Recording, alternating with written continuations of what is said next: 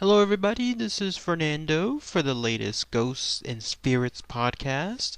Another Ghost of the Week here, this time having to do with a location that's located here in Texas, specifically San Angelo, Texas, as well. It's kind of rare when I talk about locations rather than actual ghosts, but this one actually is a combination of both because the location itself seems to herald no less than four reported known ghosts within its building. So it has quite a history associated with it. Quite fascinating information too. I hope you'll enjoy this video because when I was looking up all the information related to it, it instantly drew me to the rich details associated with each ghost and then also with the history of the building itself. And I'm talking about the location known as Fort Concho, which you're looking at a picture of here, which is again located in San Angelo, Texas. What's ironic about Fort Concho is that it was a location that was utilized for just a very small amount of time. It was built originally in 1861, so quite a ways back. It was built as a way to protect several roads that crisscrossed each other near that area of San Angelo, Texas, because that was an area that was filled, I guess, with a lot of trade. And so the idea was these places, they were prone to having a lot of people that were robbers of sorts known as comancheros. And so what had happened was, as a way to ensure that these robberies didn't continue to occur, then these forts were built, and this was one of those locations. This place, it was short-lived because the strange thing about it was built near five roads, again as a way to make sure that people that were traveling by or people that had supplies would be protected, but its location was still a controversy of sorts. Apparently, this location was rejected several times, and the only reason it was even built was because everyone seemed to get tired, I guess, of not having a decision done. So basically, this building was built in haste. The supplies were put there by the people that were going back and forth during trade, and so it just became like the de facto location of this fort. It was done so much in haste, in fact, that the building itself originally used some kind of material for its bricks that was bad for it because over the years, the small amount of years that it was open, the bricks themselves eroded away. Can you believe that? This place here that's supposed to be a fort of some sort, built again essentially to handle some kind of battles of sorts. Here, the bricks that it was using were essentially pretty bad quality, and so they had to be rebuilt over and over. So much so, in fact, that the building only lasted about 22 years, and even then, it was never completely finished when it came to its built status. So how crazy is that? 22 years a building existed and still it was never finished. Ironically though, later on in life, whenever this building became a national hallmark of sorts, it's one of those historic landmarks where it's protected and people go there to this day to visit it.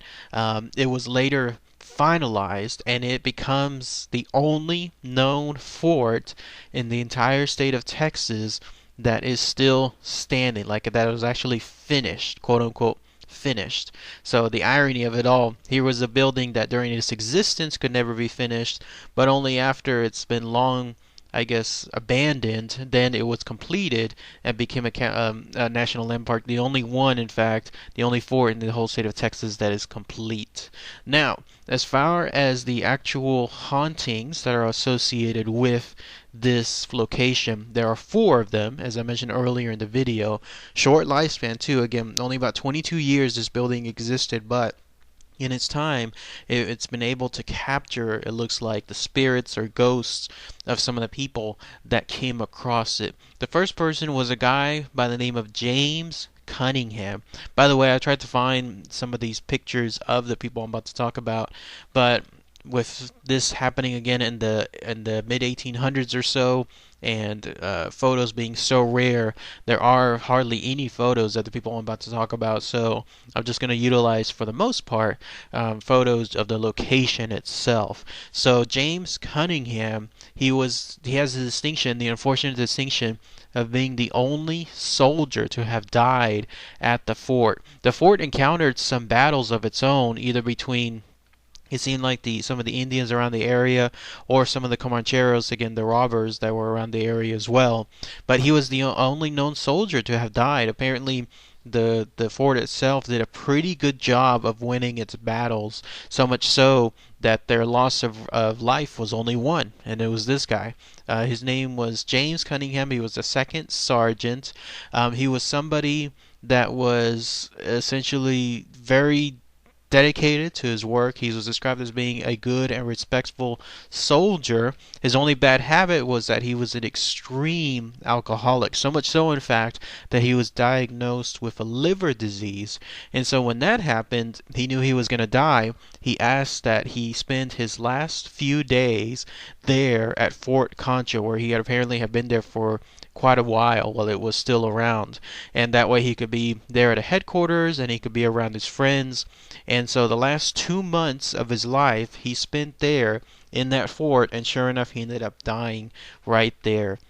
And so people report that this guy, James Cunningham, his ghost, is currently seen walking around the main headquarters building. By the way, Fort Concho is not just like one location, it's a myriad of multiple buildings, and presumably most of those buildings were built afterwards as well, like once it became like a historical landmark of sorts. So some of the pictures you're seeing here, it's kind of hard to tell like which ones were the original fort and then which ones are added on later on. But at least in this case, James Cunningham, his ghost is seen walking around the headquarters building. And then on top of that, he appears most frequently in front of women as they approach the main headquarters building. Women report that when they do so, they see him. They see this male figure just standing and looking at them through one of the windows of the headquarter building. So that if you ever go to the Fort Concho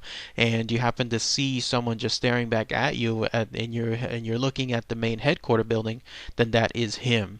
Now the second ghost that apparently haunts that location is a guy by the name of George Dunbar. He also was another soldier that worked and lived and was stationed at Fort Concho, and he had the distinction of having a family that lived there as well.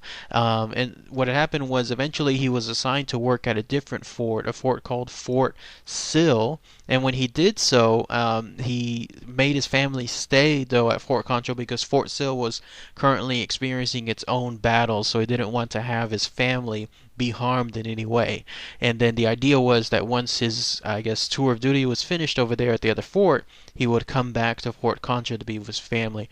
Unfortunately, it was one of those things where the Fort Sill, during the battles, they experienced some loss of lives, and this happened to be one of him. One of them happened to be him, George Dunbar, and so he never was able to return back, at least living, back to the fort.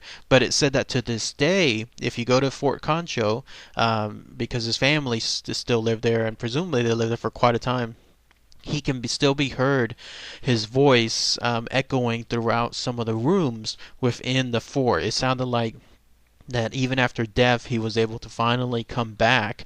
And then on top of that, you can sometimes hear a second voice that accompanies his voice, which is a female voice. Presumably it is his wife as well, that after her death she was able to meet with George Dunbar, and then together they were able to go back to Fort Concho as one. So that's the second ghost. Third ghost you can consider the most tragic one. It's a girl by the name of Edith Grierson. Here we do have a photo of her, and she was a 12-year-old that lived there at Fort Concho, and she was the daughter of a guy by the name of Colonel Benjamin Grierson. And the way it was tragic was, unfortunately, at young 12 years old, she caught some kind of disease, some kind of illness of sorts. I don't know what it was, because the information didn't come out of what it was, but it was severe enough that she became severely bedstricken. And then only after a couple of days of her 12th birthday, she ended up passing away because of this illness. And so quite young, again 12 years old, but there she was, she died at Fort Concho. And so because of that, people report to see her ghost every now and then roaming one of the rooms. The way it's described, and it's kind of eerie still when you think about it, is you enter one of the rooms and then you'll see her, and she's doing her most favorite activity, which apparently was playing the game of jacks. And so she'll turn her head to acknowledge you, smile at you at the same time, and then either just flat out disappear or continue to just stand there, I guess, or sit there as long as the person can tolerate it. Because by that point, people are freaking out that they're looking at a ghost. But otherwise, that seems to be the most common occurrence with regards to her appearance. I don't know if there's any more information as far as other locations that she might be found at, but otherwise, this Fort Concho, the youngest ghost that it has is again Edith Grierson. And then finally, we have probably the most well-known ghost of Fort Concho, and it has to go by the guy by the name of Colonel Ranald Mackenzie. And he was the actual commander of Fort Concho throughout its entire lifetime. Short lifetime, but still, he was the commander there. He was apparently pretty efficient. He was the guy that was, again, able to make sure that throughout all the battles, they didn't lose any men. Although, again, I mentioned that one of the earlier guys, James Cunningham, was the only soldier that died there. He didn't necessarily die in battle, though. He just died because of his liver disease. But this guy, Colonel Randall Mackenzie, was responsible for making sure that all of the battles within the fort were fought successfully. So he lived there throughout the time of the battles, and then apparently he lived there even afterward, basically for the remainder of his life, or a good portion of it, because he so loved the place that he decided that he was not going to move anywhere else. And so what happens now is people report seeing his ghost, and he seems to be the most frequent one. And not only is he found like at the headquarters building, but he's found all across the entire fort. His is the most active, in fact, and people report him at the headquarters. They report him at the officers' row. His most distinct notification that you're around him is, and this is also kind of eerie, if you're in the room, let's say, and it's just dead silence, and all of a sudden you hear the sound of someone like cracking their knuckles, then that's him. He's making his presence known. And that would freak anybody out. That would freak me out if I suddenly heard that too. But that's him basically letting you know that he's around. So if you happen to be at that Fort Concho and you hear the unmistakable sound of the cracking of knuckles, then you happen to be close to this colonel. So those are the 4 ghosts located there at Fort Concho. Has anyone been there before? It makes it so fascinating, all this information. I want to be able to see if maybe sometime next year I'll pay a visit just to have a look around. It's a historical landmark. Apparently people still visit it to this day. It's quite popular. There's an entire suburban area built around the fort, but as far as the tourism location, I mean, it's a place that people still go around and they visit. They have hours to visit specifically. They have a museum nearby too. I saw tours as another option, including tours at night, presumably for ghost hunting specifically. So it seems like it's quite fascinating. So if anyone has any experience being there, that would be interesting to hear too. So, all right, everybody. Thanks again as always. Take care.